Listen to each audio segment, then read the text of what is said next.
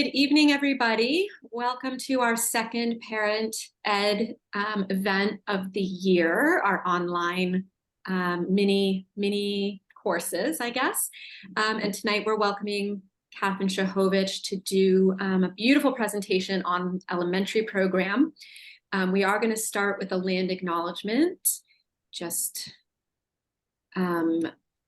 First I should say a reminder also, in case you came in just now, we are recording this session, so feel free to keep your camera on and off, or off rather, as you feel comfortable. So Mildenhall Montessori schools, in their physical manifestation and address, are in Etobicoke, which means place of the alders in the Ojibwe language, and Toronto, which means where there are trees standing in the water in the Mohawk language. This land is uniquely situated along the Humber River watershed, which historically provided an integral connection for Aboriginal peoples between the lakeshore of Ontario and the Lake Simcoe Georgian Bay region. This area falls within the traditional territory of the Wendat, Anishinaabe, Haudenosaunee peoples.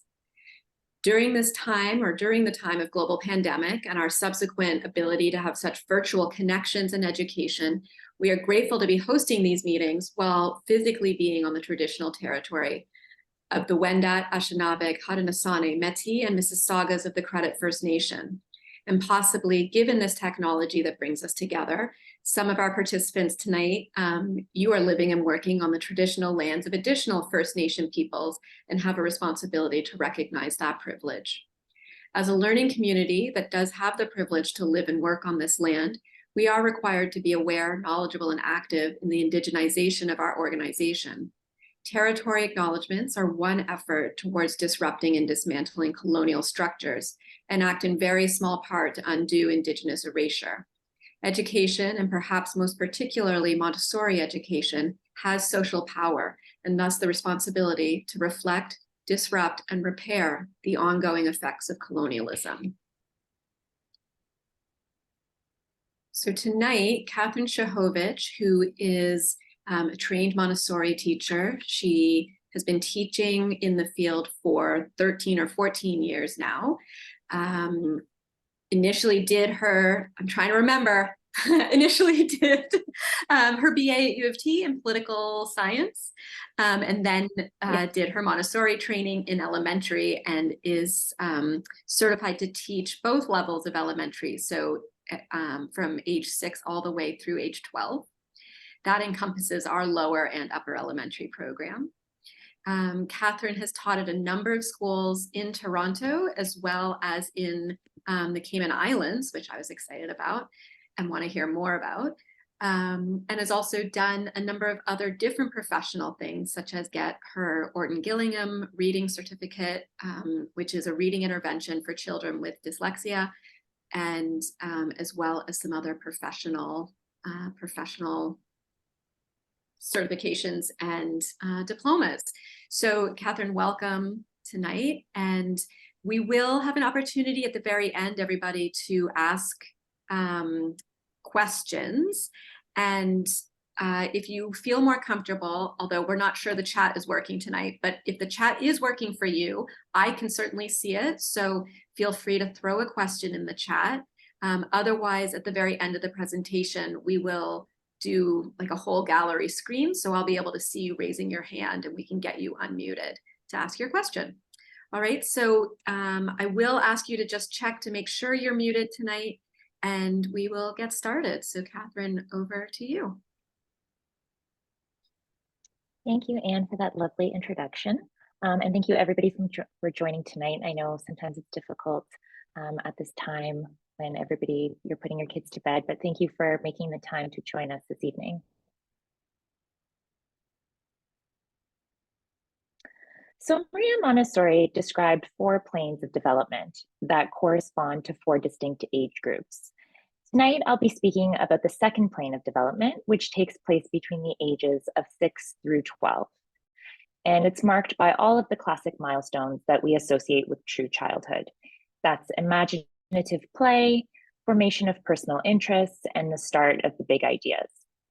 At this stage, children begin to explore the world with a deeper sense of reasoning, abstraction, and social development.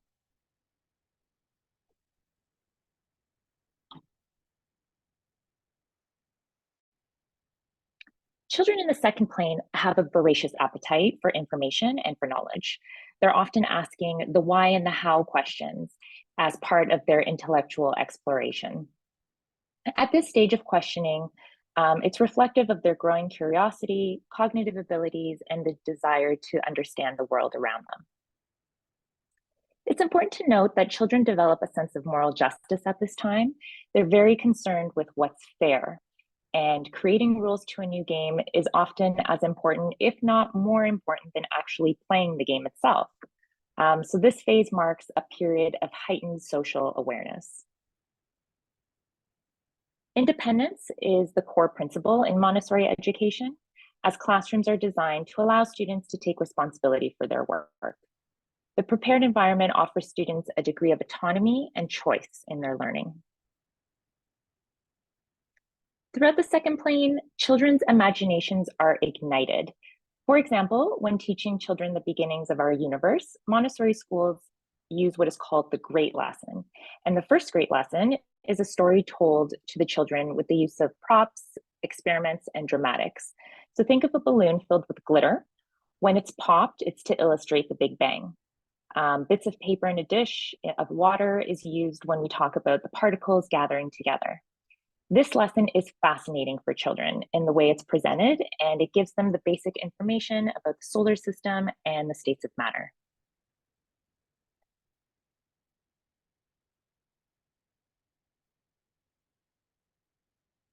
Montessori is designed to support the brain development of students by aligning with key principles of neurodevelopment and cognitive growth, and here's how. Individualized learning respects the variability in children's cognitive development and helps them engage with activities that match their readiness. So the teachers are tracking every child's lesson and determines whether or not the next concept is appropriate for the child. This stimulates cognitive growth by allowing the brain to adapt to varying levels of complexity. The materials are designed to be concrete and manipulative.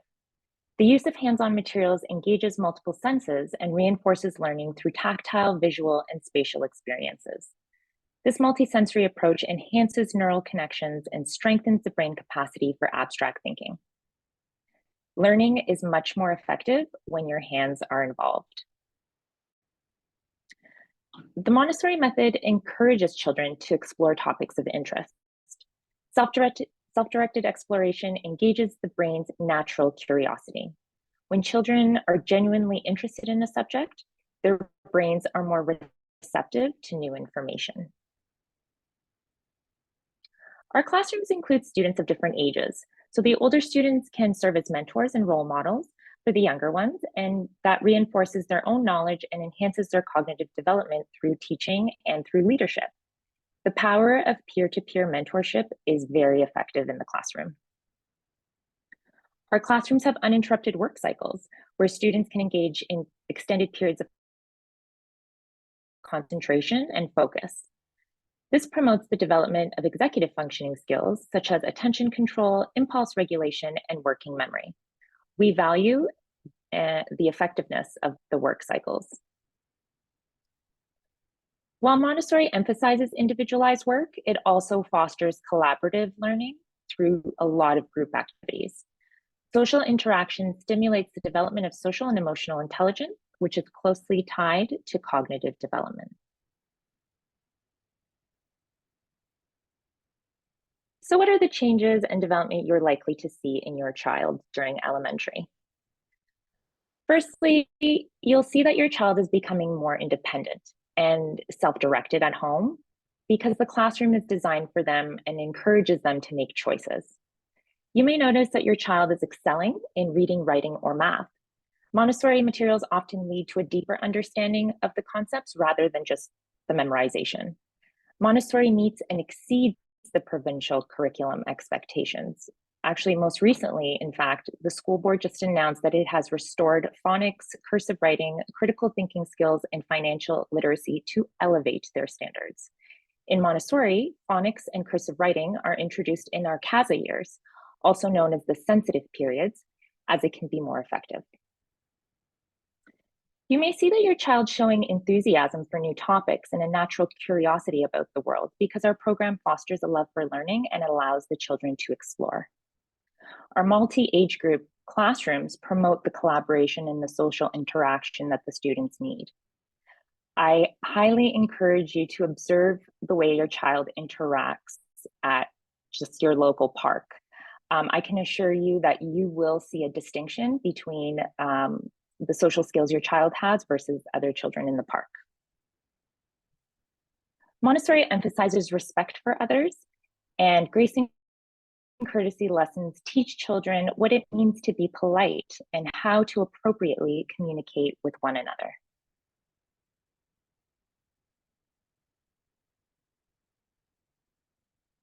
Problem solving and critical thinking are among the most crucial skills a child can learn. They provide children with the foundations for decision making, logical reasoning, analytical skills, and negotiation skills. You may notice that your child is becoming more capable of just everyday tasks because Montessori includes so many practical life activities, such as cooking, cleaning, and caring for the classroom, caring for plants and animals. Our program emphasizes a connection to nature and the environment. So the children develop a greater appreciation for the natural world and a sense of responsibility for preserving it. A great example of this is our experiential education, and exposure to nature has been shown to reduce stress and increase attention spans. If your child is in upper elementary, you may observe them becoming more emotionally mature and able to express their feelings constructively by having self-awareness and emotional regulation.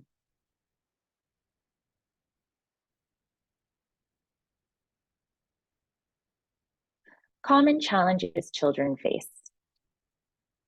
The most common one is probably moving from our primary program to the lower elementary, and then again from lower to upper.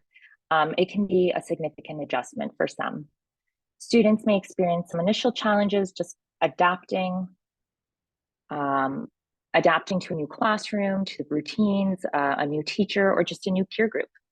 Some may have some anxiety and nervousness, while others just might have excitement and anticipation. Every classroom has different personalities, which define the dynamics, the social groupings, and the friendships. So social interactions help children develop emotional regulation, self-regulation, and inhibitory control, which all contribute to life outcomes of building positive relationships. As students become more independent in choosing their work and managing their time, they may challenge or maybe struggling with prioritization. So this can lead to challenges between completing the required tasks the teachers ask them to do, and then pursuing their own personal projects that they'd like to take on. So students begin building a sense of accountability for their work as deadlines are introduced, and they're managed with the use of an agenda in upper elementary. Learning how to resolve conflicts with peers independently is an essential skill in elementary. Students will encounter conflicts, but by learning how to communicate effectively and by actively listening, being clear and concise with their words, they can build the skills that are essential for success.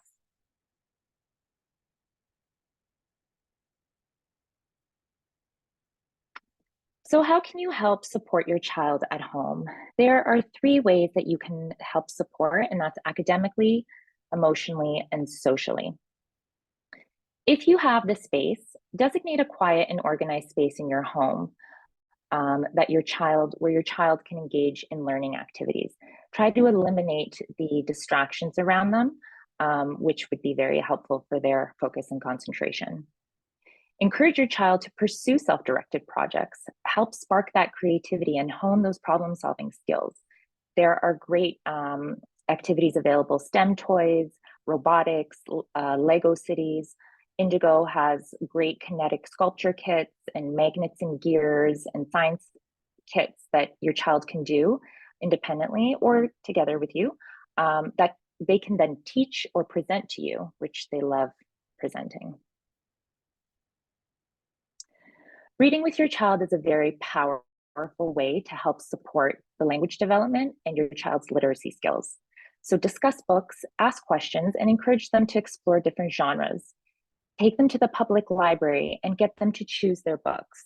Oftentimes, children don't choose the right books for their reading level. So they choose books based on the title. If they see a dragon, they'll take the book because they love the dragon on the cover, even though they can't actually read the chapter book. But they're curious and it's intriguing, so they choose it. Or they choose books that are too easy for them because it's what they're comfortable with. Either way, don't discourage either choice. Take both. If it's a chapter book and your child isn't ready for chapter books, it is something you might end up reading, but it's a great opportunity for you to assess their reading comprehension. Ask them questions, ask them who the characters are, where the setting is, if there was a conflict, how it was resolved, and then just how the story's progressing. That gives you insight into their understanding and whether or not they can answer those questions. Reading comprehension is a huge part of the literacy skills that they need. And even though they can't read the book, they are still taking in information, and it's a good exercise. On the flip side, if they choose books that are too easy, it's because they want to feel confident. So don't discourage it just because it's too easy for them. They need to be motivated, and motivation comes from within when they feel comfortable with what they're reading. So allow them the easy books, give them, it's an opportunity for them to practice, which is great. It builds their self-esteem, but also encourage them and help them choose a book that is at their reading level. Also, just to note, in terms of reading, I know nightly reading with children is sometimes often a bit of a struggle and difficult. When children are home and they're getting close to bedtime, reading for some is seen as work. Reading is work for many. Some children don't, it's not a hobby, it's not a passion, sometimes it's just work for them. So it's hard to get them to read because their brains are sort of shutting down for the evening, they're tired. So I would suggest perhaps finding a different time where they're more alert, maybe when you come home from school, if they have a sibling, if they can read to their sibling in the car, that's something that has been very effective, or just when you're making dinner, if they want to read to you and you're close by. But nightly reading is oftentimes not always the best for, especially the little ones that get tired really soon. Incorporate hands-on learning experience into your child's daily life, such as cooking together, gardening together, or doing science experiments. These activities really reinforce the concepts in a practical way. If you're in the kitchen and you're baking or you're cooking and you're using a measuring cup, have your child measure out a half a cup or a third of a cup of something. That way they can see what that looks like. And if they have been introduced to fractions and they know how to add fractions, you could ask them, what is 1/2 plus 1/2? If they have been introduced to unlike denominators, you can sort of see if they understand what 1/2 plus 1/3 is. Even if they don't know it yet, it is something that they will be working towards, and gives you insight into what they know. Also, the same thing for something like gardening. If you come across something like an earthworm, you can ask, where does the earthworm fit in the food chain? Or, is it a decomposer? What is a decomposer? What role do they play? So you can ask those questions and then get some feedback from them, engage in conversation and just a discussion. And it's a great teaching opportunity as well.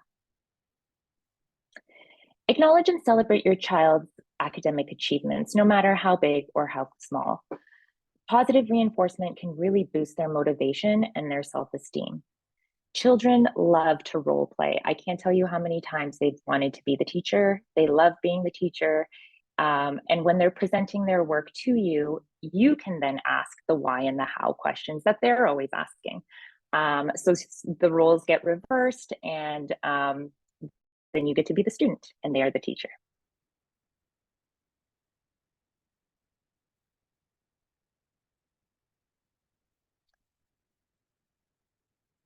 Arrange playdates with classmates and other children in the community and the school to foster the social connections and the friendships. Encourage your child to invite friends over, go to birthday parties, and participate in group activities. Have open conversations with your child about their experiences at school, including their interactions with their peers. Encourage them to share their feelings and thoughts about their friendships and the challenges that they might be facing.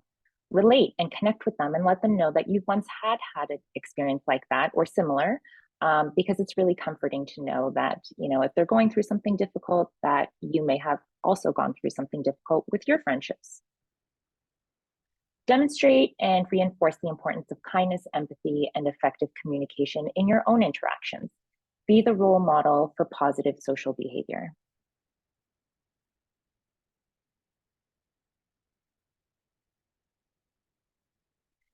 Create a safe and non-judgmental environment for your child to express their emotions. Talk to them about their feelings and provide them reassurance. Car rides are a great opportunity for this. The emotions still might be on the surface and they are more eager to want to share what's bothering them. So that might be a really good opportunity to take.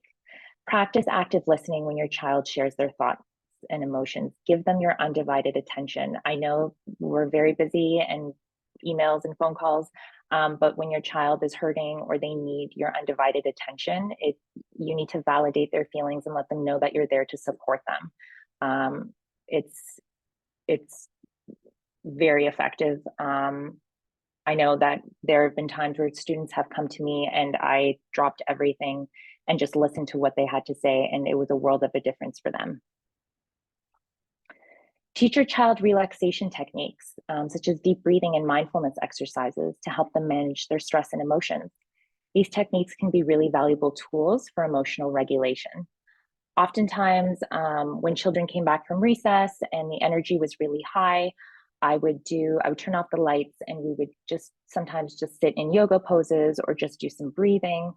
Often I would really implement my breathing techniques if there was an emotional child that came in from recess and something had happened. When a child is crying and they're trying to speak, their breathing's all off and they can't do both at the same time. So I would often have them breathe in twice and then coach them to let the air out. So it'd be like, and I would just tell them they're like a balloon and keep breathing, breathing, breathing, breathing until they had nothing left. And that really regulated their breathing. And then we could have a conversation. Because otherwise I was just battling tears and I couldn't understand what they were saying. So really implementing those breathing techniques were really effective. And one more point I'd like to add to help support your child both emotionally and academically is to have a regular and reasonable bedtime. A child who's well rested is very productive during the day. Think of how difficult it is for us adults to take in information and learn when we're exhausted. It's not easy. So set a consistent time to ensure that they get the most amount of sleep that they can and a healthy breakfast as well. That is all for me. Thank you for listening. I'm going to stop sharing. Oh, I can see everybody now. Thank you, Catherine. Yeah, So everybody, I think the settings are such that I'm just going to put you on gallery so I can see everyone's names here. That I actually need to unmute you, so you can't unmute yourself. So if anybody has a question, if you raise your hand or turn your camera on, I can invite you to unmute and you can ask Catherine a question about your elementary child or your future elementary child experience in school, anything that comes to mind.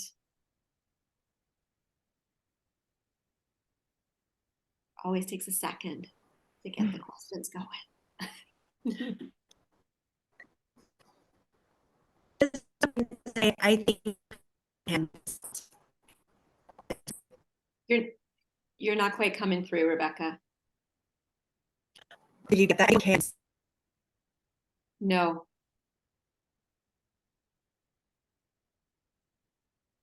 No, we can't quite hear you.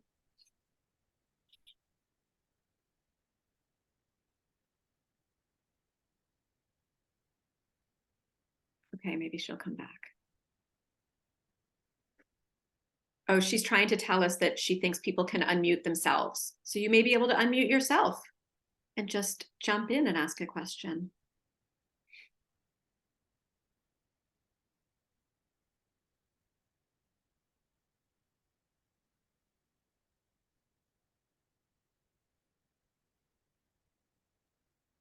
really appreciate the I love that breathing technique, Catherine. Like I love this that suggestion. Um, because kids sometimes like they're so in a rush to try to tell me what's going on. Yeah, Mhm. and it's so pressured and they're so upset, and to help them just sort of slow down and take a deep breath, Mhm. and that combined with what you said very early on, which is they are so focused on fairness and rules and certainly how everybody else might be attending or breaking rules. I Right. just wondered if you had further kind of comment on when you see that expanding a little bit, or like tips to help them kind of let go of a perceived like rule breaker, like they're very focused when another child won't follow the rules. Mhm. Have you had that experience where they get sort of stuck on someone else's on someone else's behavior? Yes. So that's most common between 6 to 9. I find that after about 10, they're more flexible and accepting of other people's ideas um, and rules. But for lower elementary, they they're very set on keeping things fair and square. Square is that how you say it? They want everybody to just go by how it's supposed to be because they don't understand that things can be altered and there can be exceptions. Um, but sometimes oftentimes children get very emotional and it's like, well, if you're not going to follow my rule, then I'm not going to play. So that seems to be common. If it's not going to be done in a certain way, then maybe I just don't want to participate. um, so once if a child sort of feels like they want to be excluded from the game, then they may rethink that nobody else is going with them and they might just be excluding themselves, because excluding themselves from the game, they think, oh, maybe someone else will feel that way and then we can start our own game. But if they're alone in that decision, then they tend to change their mind because everybody else is okay with the rules. So it's a little bit of almost the peer, there's not so much pressure, but knowing what their peer group is going to do too influences their decision. So if they are accepting of the fact that everybody is going to accept the rules of the game, then they might go along with it. But if they're firm in their decision that they really don't like the rule and they're going to walk away, then some children are just okay with that. They'll find an alternative. Yeah. So it's so interesting to see them negotiate these things and realize that they are doing this like like for the first time, or Mm-hmm. for the first 100 times, whereas we are old enough that we've done these social negotiations countless times, Mm-hmm. so we can sometimes get a little impatient with it, I think. um it's hard to remember, like they are literally doing these things for the first few times ever, Mm-hmm. and that's why it's such a negotiation and such a challenge for them. Yeah. Somebody just messaged me a question, just one second. um so my dog is whining in the background. So there's a question about, do you have a comment on how and when elementary teachers might determine that there are learning differences versus learning at their own pace? So, within our curriculum, of course, children are progressing through our curriculum um, as they develop their skills, but what are maybe some signs that you're looking for that would suggest or indicate or prompt a conversation about a learning difference rather than falling within typical limits, but variation in pace? Mm-hmm. Um, I would give it a significant amount of time and just monitor the areas that are looking a little bit unusual, but there's nothing really that's that unusual because everything seems to work itself out with practice. If that is the reversal of numbers or letters, It just takes practice. It's very, very common in grade 1 and 2. If that is something that I'm seeing in grade 3, then I would flag it as a little bit more of a concern, because it's so common and it sort of fixes itself in when the child is 6 and 7. It's not something I've ever really paid attention to until it gets to grade 3. And especially if that child has already been with me and there's been reminders and work on reversals. If the child still isn't getting it by grade 3, it would be a conversation. Mhm. But in my experience, I've just given the child time to just get comfortable and keep trying, and the reminders are there. And then after a certain amount of time, if I don't think that the child is really understanding it, then I would bring it to the parent as a conversation. Yeah, thank you. Yeah, I think I was thinking about that the other day, that we understand sort of how children might learn to walk at a different time, right? But it's a fairly small window versus learning, where like learning to read, typical sort of age boundaries of learning to read is like 4 to 8. Like that's a huge developmental span for a child to still fall under the curve of typical reading learning, and or reading development. And so being able to be with the student in that way, like for a 3-year cycle, I think gives you the opportunity to give them that time, and really know them so well, so that you're seeing progress in a totally different scope and scale. I think anecdotally, what we also start to look for is, you're sort of mentioning progress in time, and with repetition and practice, when we really don't see any progress with those things in place, like if you're really stalled out and the practice is there and the interest is there and the motivation is there, and you're still stalled out, as an 8-year-old, or, getting sort of into that 3rd year of elementary. Yeah, I would agree. That's sort of when I start to be like, what are we seeing? Right. Because that normal just sort of time, right? Like we really, it makes us anxious as adults sometimes, because we forget, like, to really live in that place of, yeah, we all come to it at a different time. And there are no expectations. Like it's just however they do it. And like you said, like if they're if they're trying and they're putting in the time to practice it, and it's been a substantial amount of time that there hasn't really been progress, then it becomes a concern. But everybody picks things up at their own pace. Right. So it's not something that can be rushed, and it's not something that can be identified within a few months and be like, I got it. It can't be that. We have to let them adjust to whatever they're struggling with, and just give them time to adapt to it.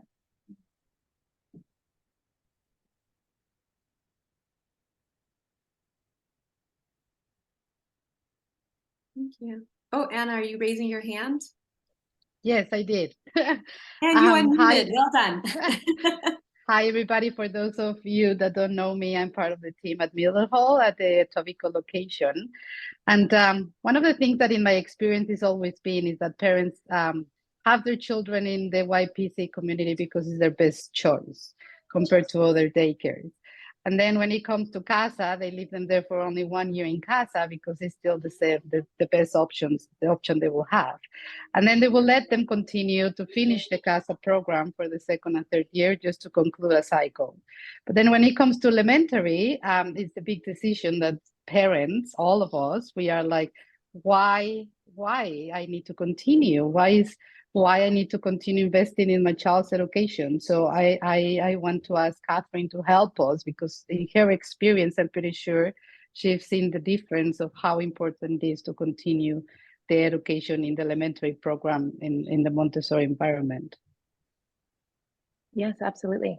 I don't think any other school gives a tailored, customized education plan for any sort of elementary student. Some children can conform in a class of 35. It's incredibly overwhelming for a grade 1, 2, or 3 student to be in a class like that. And Montessori classrooms have smaller classroom sizes and teachers can reach everybody.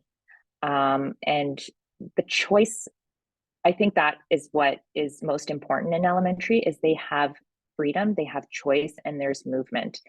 There's independence. I'm sure that everybody wants their child to be independent, and the independence really fosters in those ages, and just grows immensely through.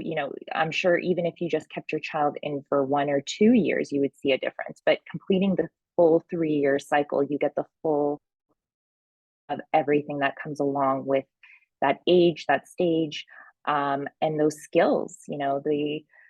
The cooperation, the compassion, the empathy, all of these skills that they learn in a classroom where they have exposure to children that are older than them, and then they have the opportunity to be leaders. So there's so many informal lessons that are happening within a classroom. Yes, the formal lessons from the teacher, but there's so much informal learning that's happening from their peer group, and from older children. I'm sure many of you have 2 or 3 kids, and the way that your children impact one another is huge.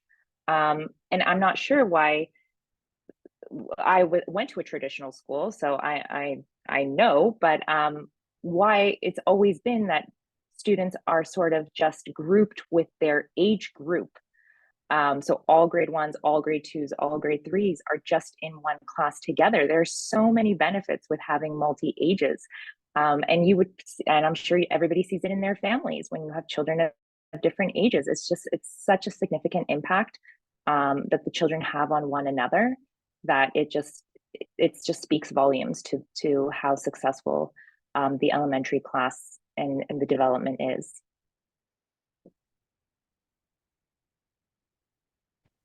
I wonder if I can just build on what Anna said. Can you all hear me okay? We're doing bedtime. Yeah, That we're thanks, Jess. Yep.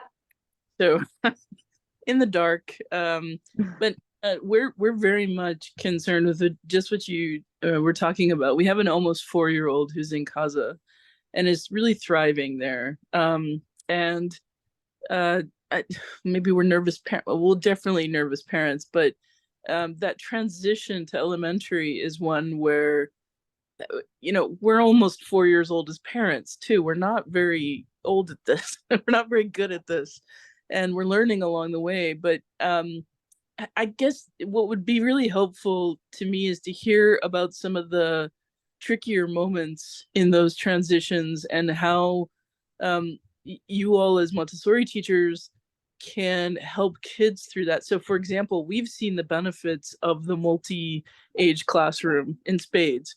We've also seen the downsides. We've got an almost 4-year-old coming home and sometimes mimicking things that a 6-year-old does. And we're eyes wide open about that. That's great. But there are aspects of this where you all are using your judgment and your experience and your training to step in and help sort of guide things in a different direction. So the social, for example, not all 7-year-olds are really tuned into equity and to fairness, but some are. And so I guess from our perspective, it would really help to hear some of those moments where you as teachers are making those judgments and helping the kids through stickier problems.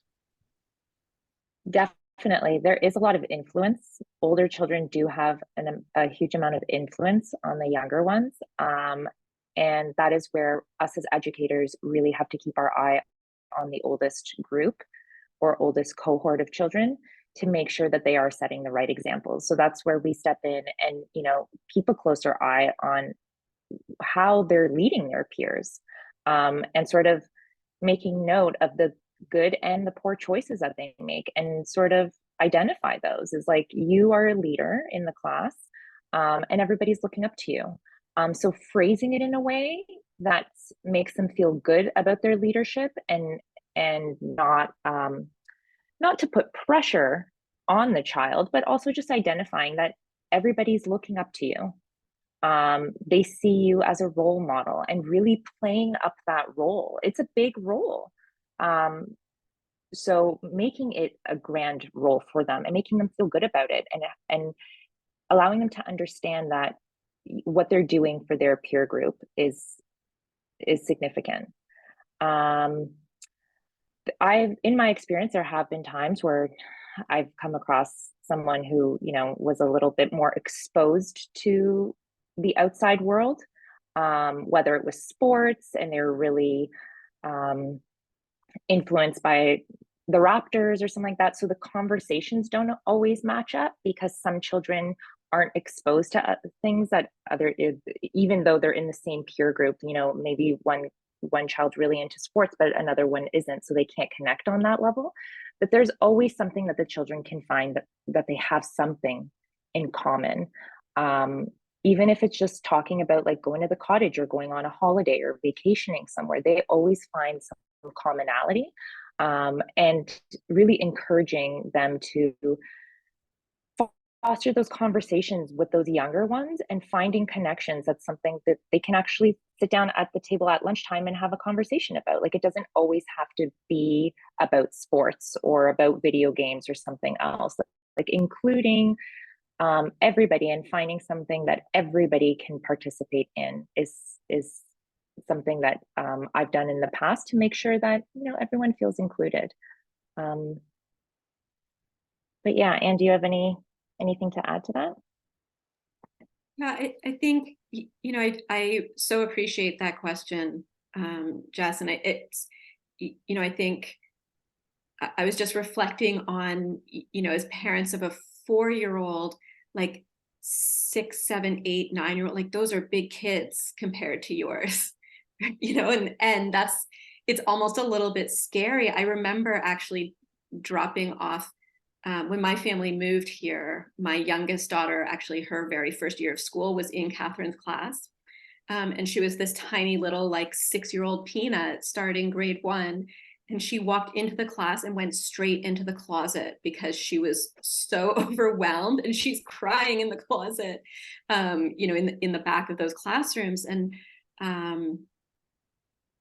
it, I had 2 older kids, and I still thought, oh my gosh, like, how am I going to leave this little, like my little precious peanut in this classroom with these 3rd graders who are so big, and they're so, they just seemed so much more capable and skilled, and sort of mature in this weird way, even though they're still also young children. So, I think one of the things that happens, or that I've observed happens, is the older children do, because they're in the same class, like they're generally in the same cohort of friends that they've been with for those years, they've got the same teacher for those 3 years, it's a really easy empathy jump for them to be reminded that they were little. Like they can really imagine and remember when they were in their first year of elementary.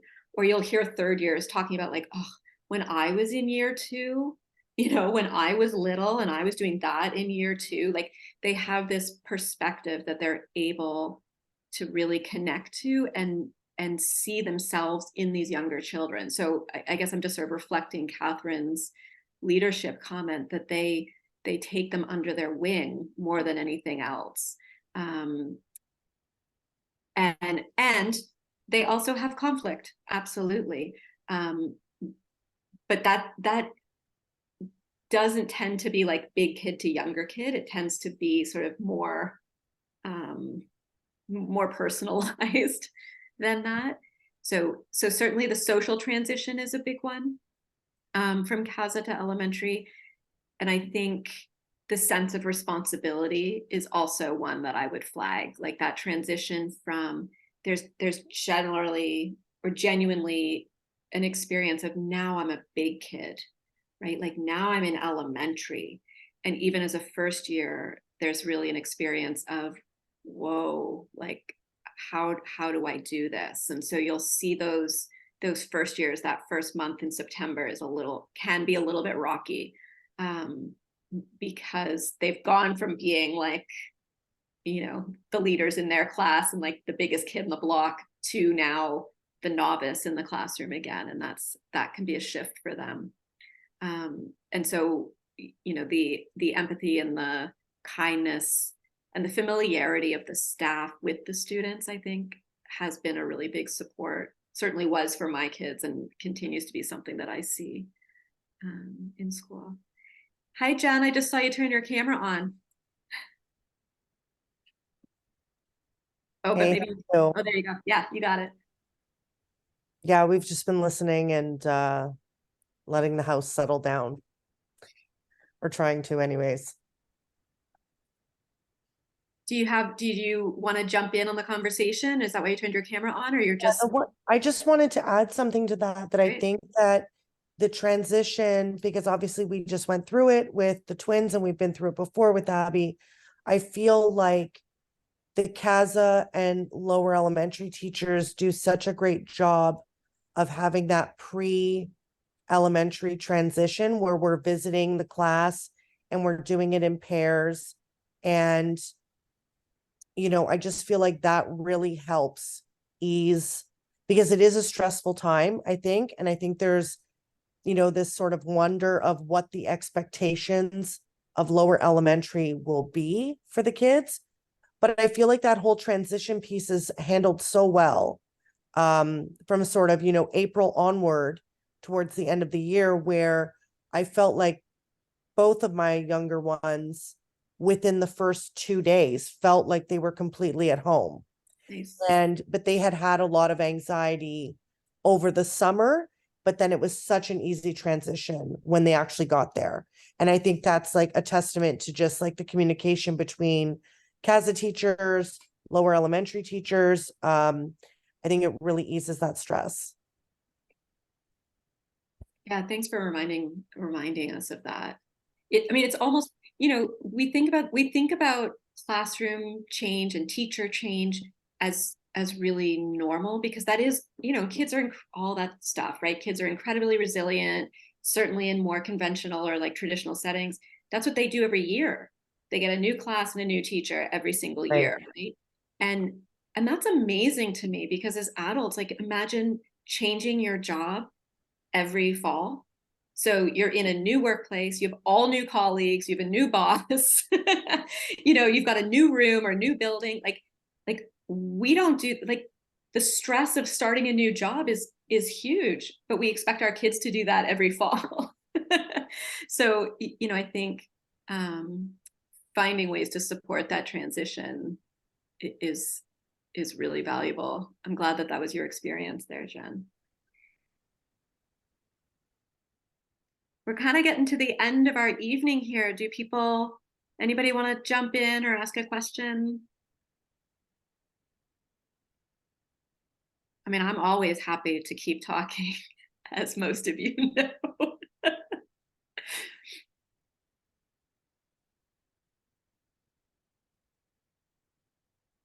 No, people are quiet tonight.